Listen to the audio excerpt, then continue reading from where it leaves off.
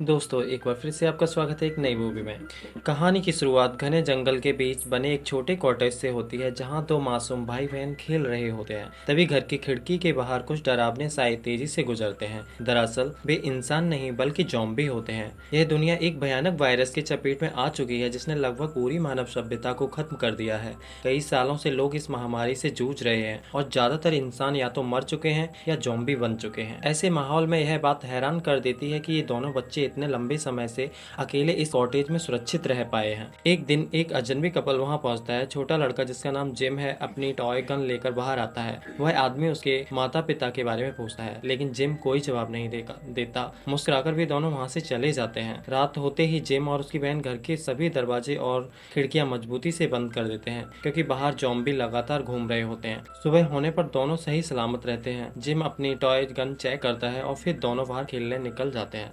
कुछ देर बाद वही कपल दोबारा लौट आते हैं। इस बार भी बच्चों का भरोसा जीतने की कोशिश करते हैं। जिम उनसे झूठ बोल देता है कि उसके माता पिता शहर गए हैं और जल्द लौट आएंगे, लेकिन सामने वाले उसकी बात पर यकीन नहीं करते। वे कहते हैं कि जब तक उसके माता पिता वापस नहीं आते तब तक वे दोनों बच्चों की देखभाल करेंगे। घर में काफी राशन और जरूरी सामान देखकर कपल कुछ दिनों तक वहीं रहने का फैसला कर लेते हैं। आदमी जिसका नाम जैक है अपनी गाड़ी को छिपा देता है। ऐसा लगता है जैसे वह किसी खतरे से बचकर यहाँ पहुंचा हो। आधी रात को जिम उनकी बातचीत सुनता है। उसे एहसास हो जाता है कि सावधानी बरतना जरूरी है। वह अपनी बहन को लेकर घर के एक गुप्त और सुरक्षित कमरे में छिप जाता है। यही कमरा अब तक उनकी जान बचाने की सबसे बड़ी वजह रहा था। अगली सुबह जैक पूरे घर की तरह आराम से नाश्ता तैयार कर देता है। जिम चुपचाप बैठा रहता है, लेकिन धीरे से कहता है कि यह सब ज्यादा समय तक नहीं चलेगा। रात में जिम का पालतू कुत्ता बेचैन होकर उसके पास आता है, मानो किसी खतरे की चेतावनी दे रहा हो। जिम तुरंत अपनी बहन को उठाकर फिर उसी सुरक्षित कमरे में बंद कर देता है। नीचे मौजूद कपल को जरा भी अंदाजा नहीं होता कि मौत उनकी ओर बढ़ रही है। कुछ देर बाद महिला दूसरे कमरे में जाती है और खिड़की के बाहर कई ज़ॉम्बी देख लेती है। वह तुरंत लाइट बंद कर देती है ताकि उनका ध्यान न जाए, लेकिन अचानक पीछे का दरवाजा जोर से खुलता है। उसकी चीख सुनकर जैक हथियार लेकर दौड़ता है, मगर तब तक बहुत देर हो चुकी थी। उसके साथ ही खून से लथपथ जमीन पर पड़ी होती है और इसके बाद उस कपल का कभी कोई पता नहीं चलता। उधर जिम और उसकी बहन ऐसे खेलते रहते हैं जैसे कुछ हुआ ही ना हो। इसी दौरान लंबे बालों वाला एक आदमी जंगल में घूमते हुए कई बार देखता है। उसके निशान का पीछा करते कॉटेज तक पहुंच जाता है। तभी अचानक एक डार्ट उसकी गर्दन में आकर लगता है। यह हमला जिम ने अपनी बहन की सुरक्षा के लिए किया था। होश आने पर वह खुद को जिम के सामने पाता है, जो हाथ में बंदूक लिए उसे देख रहा था। पूछताछ में वह अपना नाम डैन बताता है। वह स्पेशल फोर्स का सैनिक है और अपनी लापता पत्नी की तलाश में निकला है।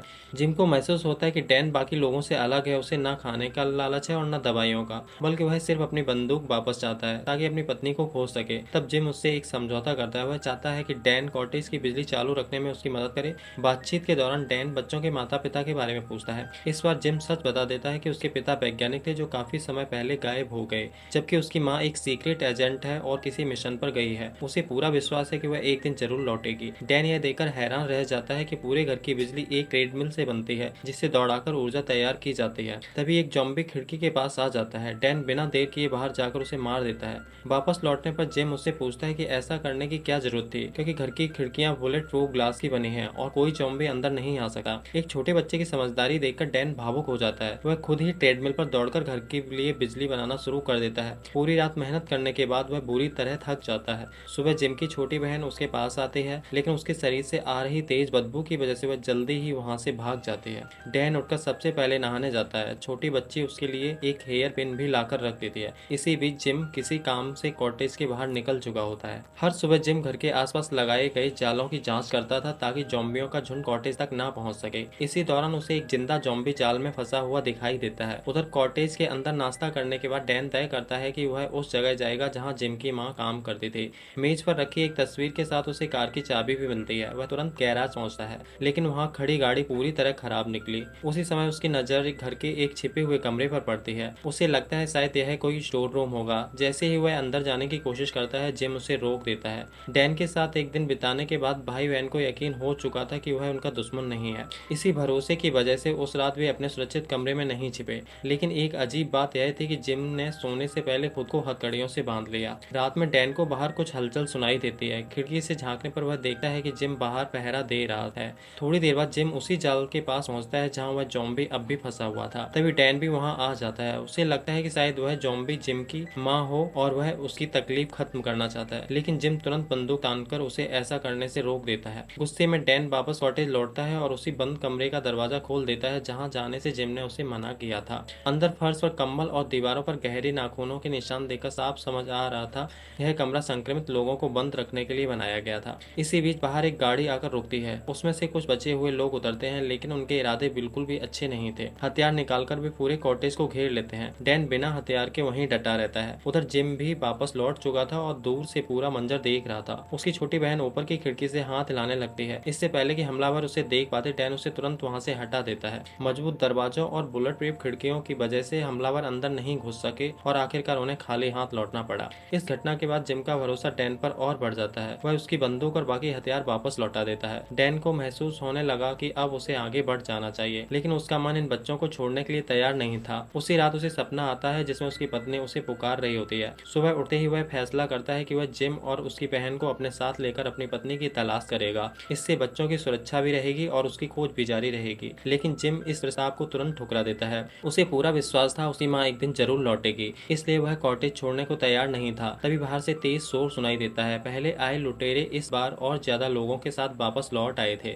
हालात तब और बिगड़ जाते हैं जब वे जिम की छोटी बहन को बाहर खेलते हुए पकड़ लेते हैं। दोनों पक्ष आमने सामने आ जाते हैं। अचानक गोलियां चलने लगती हैं और देखते ही देखते दो हमलावर जमीन पर गिर पड़ते हैं। डैन दौड़ कर लड़की को बचा लेता है। गोली चलाने वाली कोई और नहीं बल्कि जिम की मां मेलोनी थी। हालांकि इस भिड़ंत में डैन भी घायल हो जाता है। एक हमलावर उसकी छाती में गोली मार देता है और वह बेहोश होकर गिर पड़ता है। जब डैन की आंख खुलती है तो उसे अंदाजा नहीं होता कि कितना समय बीत चुका है। सबसे हैरानी की बात यह थी कि उसकी छाती का घाव पूरी तरह भर चुका था, मगर वह खुद को मोटी रस्सियों से बंधा हुआ पाता है। ऊपर जिम उसकी बहन और उसकी माँ से अंदर आने का इशारा कर रहे होते हैं। अंदर पहुंचने पर मेलोनी उसे पूरी सच्चाई बताती है। वह समझाती है कि सामान्य संक्रमित लोग अपनी सोचने समझने की क्षमता खो देते हैं और सिर्फ इंसानों का शिकार करने में लगे रहते हैं, लेकिन कुछ बेहद दुर्लभ संक्रमित ऐसे भी हैं जिनका दिमाग पूरी तरह सामान्य रहता है। साथ ही उन्हें ज़ॉम्बियों जैसी असाधारण ताकतें भी मिल जाती हैं, जैसे बहुत तेजी से घाव भर जाना। हालांकि इन खास संक्रमित की एक बड़ी कमजोरी भी होती है। अगर उन्हें गंभीर चोट लगे तो वे अपने गुस्से और भूख पर नियंत्रण खो देते हैं और बेहद खतरनाक बन जाते हैं। मेलोनी की बातें सुनकर डैन समझ जाता है कि वह भी उन्हीं विशेष संक्रमितों में से एक है। मेलोनी उसकी बात की पुष्टि करती है, क्योंकि समान इंसान गोली लगने के बाद इतनी जल्दी ठीक नहीं हो सकता था। इसके बाद वह एक और चौंकने वाली बात बताती है। जिम भी उसी तरह का खास संक्रमित है। इसका मतलब पहले जिस कपल की मौत हुई थी वह जिम के नियंत्रण खो देने का नतीजा था। यही कारण था कि जिम हर रात सोने से पहले खुद को हथकड़ियों से बांध लेता था। तब डैन को वह बंद कमरा याद आया जिसकी दीवारों पर गहरे खरोंच के निशान बने हुए थे। वही कमरा जिम के बदलने के दौरान उसे कैद रखने के लिए इस्तेमाल किया जाता था। तभी बाहर एक गाड़ी आकर रुकती है। मेलोनी अपनी बेटी को गोद में लेकर बाहर जाती है, जहाँ उसका सामना एक मिलिशिया दल से होता है। ऐसा लगता है कि वह सफेद दाढ़ी वाले नेता को पहले अच्छी तरह पहचानती है। बातों बातों में पता चलता है कि उस सफेद दाढ़ी वाले आदमी की बेटी एक लड़के के साथ घर छोड़कर चली गई थी। तभी से वह अपने साथियों के साथ उसकी तलाश में भटक रहा था। मेलोनी उसे भरोसा दिलाती है अगर उसकी बेटी के बारे में कोई जानकारी मिली तो वह सबसे पहले उसे बताएगी। यह सुनकर वह अपने लोगों के साथ वहां से चला जाता है। उसी रात डैन मेलोनी से इस कॉटेज और इसी असली कहानी के बारे में पूछता है। मेलोनी बताती है कि सरकारी सुरक्षा एजेंसी को पहले ही अंदाजा हो गया था कि एक घातक वायरस पूरी दुनिया में फैल सकता है। इसी वजह से उन्होंने बर्फ से ढके सुनसान इलाकों में कुछ बेहद सुरक्षित घर बनवाए जहां उनके अधिकारी और परिवार सुरक्षित रह सकें। यह सुनकर डैन नाराज हो जाता है। उसे लगता है कि अगर समय रहते आम लोगों को चेतावनी दे दी जाती तो शायद लाखों लोगों की जान बच सकती थी। मेलोनी शर्मिंदा होकर स्वीकार करती है कि हालात इतने आसान नहीं थे। फिर वह बताती है कि जिम और उसकी छोटी बहन जन्म से ही गंभीर बीमारियों से जूझ रहे थे। जिम के पिता एक जैविक वैज्ञानिक थे। जब उन्हें पता चला कि उनका बेटा ज्यादा समय तक जीवित नहीं रहेगा तो उन्होंने एक बड़ा जोखिम उठाया और उस पर वायरस से जुड़ा एक प्रयोग किया। उसी प्रयोग की वजह से जिम एक खास तरह का संक्रमित बन गया है, लेकिन इस फैसले की भारी कीमत भी चुकानी पड़ी। एक दिन जब जिम ने अपना नियंत्रण खो दिया तो उसने अपने ही पिता पर हमला कर दिया। फिर संक्रमित हो गई और उन्हें बचाया नहीं जा सका। आखिरकार मेलोनी को मजबूरी में अपने पति की जान लेनी पड़ी। यह सब सुनने के बाद डैन के मन में मेलोनी के लिए सम्मान और बढ़ जाता है। वह समझ जाता है कि इस परिवार ने कितनी तकलीफें झेली हैं। धीरे धीरे दोनों के बीच भरोसा भी गहरा होने लगता है। एक दिन जिम का पालतू कुत्ता अचानक जोर जोर से भौंकने लगता है। जिम तुरंत समझ जाता है कि उसका नियंत्रण फिर से टूटने वाला है। वह खुद को कमरे में बंद कर लेता है और थोड़ी देर बाद अंदर से दर्द दर्द भरी चीखें सुनाई देने लगे हैं। बाहर खड़ी मेलोनी सब कुछ सुनती रहती है, लेकिन मजबूरी में कुछ नहीं कर पाती। भारी मन से वह दरवाजे के बाहर इंतजार करती रहती है। रात में डैन घर की निगरानी की जिम्मेदारी संभाल लेता है, लेकिन इसी दौरान किसी का ध्यान नहीं जाता कि बाहर खेल रही जिम की छोटी बहन अचानक बेहोश होकर गिर गई है। जांच करने पर मेलोनी को पता चलता है कि उसके दिल का दौरा पड़ा है। वह पहले ही बता चुकी थी कि उसकी बेटी गंभीर बीमारी से जूझ रही है। उनके पास सिर्फ सामान्य दवाइयां थीं, जिनसे उनकी जान बचाना लगभग नामुमकिन था। डैन सुझाव देता है कि जैसे जिम को बचाने की कोशिश की गई थी, वैसे ही उसकी बहन पर भी वही तरीका अपनाया जाए, लेकिन मेलोनी साफ इनकार कर देती है। उसे भरोसा नहीं था कि यह प्रयोग दोबारा सफल होगा। वह पहले ही अपने बेटे को बचाने के लिए बहुत बड़ा जोखिम उठा चुकी थी। आखिरकार परिवार भारी मन से छोटी बच्ची को शांत पूर्वक विदा करने का फैसला करता है। कुछ समय बाद जिम पूरी तरह सामान्य हो जाता है, तो वे सभी मिलकर उसकी बहन को अंतिम विदाई देते हैं। यह देखकर डैन समझ जाता है कि अब उसे आगे बढ़ जाना चाहिए। जिम और मेलोनी उसे कई बार रुकने के लिए कहते हैं, लेकिन वह अपनी पत्नी की तलाश जारी रखने का फैसला करता है और उत्तर दिशा की ओर निकल पड़ता है। डैन के जाने के बाद कॉटेज पहले से कहीं ज्यादा सूना लगने लगता है। इसी बीच जंगल में सफेद दाढ़ी वाले आदमी के लोगों को जय की छिपाई हुई कार मिल जाती है। उन्हें समझ आ जाता है कि सबसे नजदीक कॉटेज मेलोनी का ही है, इसलिए वे वहीं तलाश करने का फैसला करते हैं। उधर डैन बर्फ के बीच आराम कर रहा था, तभी उसे कदमों की आहट सुनाई देती है। बाहर निकलकर वह पैरों के निशान देखता है जो सीधे मेलोनी के घर की ओर जा रहे थे। उसे किसी अनहोनी का एहसास हो जाता है और वह तुरंत वापस लौट पड़ता है। दूर से उसे दिखाई देता है कॉटेज हथियारबंद लोगों से घिर चुका है। उनका सरदार मेलोनी से अपनी बेटी के बारे में पूछताछ कर रहा था, क्योंकि घर के अंदर उन्हें कुछ ऐसा सामान मिला था जो उसकी बेटी का था। मेलोनी मुश्किल में फंस जाती है और उसके पास झूठ बोलने के अलावा कोई रास्ता नहीं बचा। इसी दौरान डैन चुपके से पीछे के रास्ते से घर के अंदर घुस जाता है। रसोई में उसे जिम छिपा हुआ मिलता है। दुश्मनों की संख्या जानने के बाद डैन हथियार निकालता है और बिना किसी शोर के एक एक करके हमलावरों को खत्म करना शुरू कर देता है।